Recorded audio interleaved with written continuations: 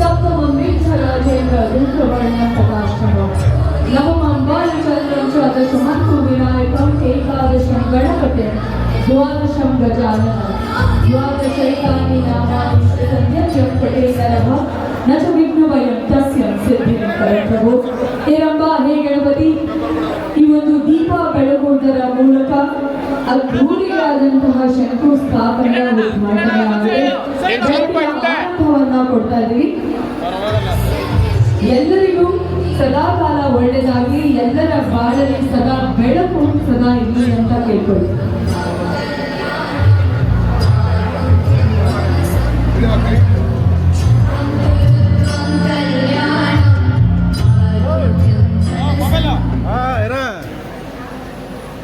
ಇವಾಗ ತಗೊಂಡು ನೀನು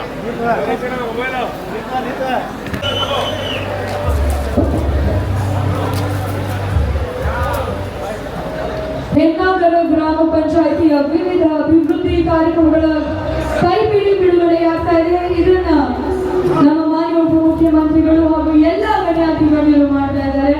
ಈ ಕಾರ್ಯಕ್ರಮದ ಬೆಳಕು ನಿಜವಾಗ್ಲೂ ಮತ್ತಷ್ಟು ಮಗದಷ್ಟು ಈಗ ಹೆಚ್ಚಾಯಿತು ಅಂತಾನೆ ಹೇಳ್ಬೋದು. ಆದ್ರಿಂದ ಕಾತುರದಿಂದ ಕಾಯ್ತಾ ಇದ್ದಂತಹ ಕ್ಷಣ. ಸದಸ್ಯರಾಗಿ ಕೆಲಸ ಮಾಡಿದ್ದಾರೆ. ಅವರು ಈ ಪಂಚಾಯಿತಿಯನ್ನ ಅದನ್ನೆಲ್ಲ ಕೂತು ನಾನು ಮಾತಾಡಲ್ಲ ಅಂತ ಹೇಳಿದ್ರು. ಇಲ್ಲ, ನಮ್ಮ ಎಲ್ಲ ಪಂಚಾಯಿತಿ ಮುಖಂಡರ ಪರವಾಗಿ, ಎಲ್ಲ ಪಂಚಾಯಿತಿ ಸದಸ್ಯರು, ಅಧ್ಯಕ್ಷರ ಪರವಾಗಿ ಒಂದು 2 ನಿಮಿಷ ಮಾತಾಡಬೇಕು ಅಂತ ಕೇಳ್ಕೊಳ್ತಾ ಇದ್ದೀವಿ. ಸಿಕ್ಕಿದೆ. ನಾನು ಈ ಪಂಚಾಯತಿ ನೋಡಬೇಕು, ಒಳ್ಳೆ ಚೆನ್ನಾಗಿ ಕೆಲಸ ಮಾಡ್ತಾ ಇದ್ದಾರೆ, ಅಭಿನಂದಿಸೋದು ಒಂದು ಇವತ್ತು ಪಂಚಾಯತಿ ಕಾರ್ಯಕ್ರಮದಲ್ಲಿ ಪಾಲ್ಗೊಂಡಿದ್ದೀನಿ.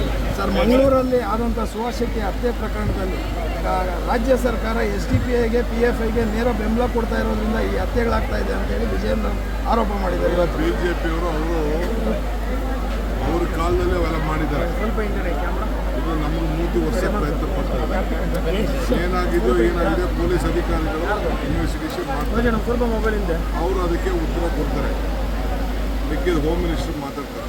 ಸರ್, ಕಾನೂನು ಸುವ್ಯವಸ್ಥೆ ಅವರು ರಾಜಕೀಯ ಮಾಡಿದ್ ಬಿಟ್ಟರೆ ಇನ್ನೇನು ಮಾಡೋಕ್ಕಾಗ್ತದೆ ಅವರು? ಸರ್, ಕಾನೂನು ಸುವ್ಯವಸ್ಥೆ ಹದಗೆಟ್ಟಿದೆ ಅಂತ ಹೇಳ್ತಾರೆ ಸರ್ BJPಯವರು. ಇಲ್ಲಿ ಕರ್ನಾಟಕ ರಾಜ್ಯದಲ್ಲಿ ಎಲ್ಲ ಹದಗೆಟ್ಟಿದೆ ಅಂತ, ದೇಶದಲ್ಲಿ ಏನಾಗಿದೆ ಅಂತ ಅವ್ರು ಹೇಳ್ಬೇಕು.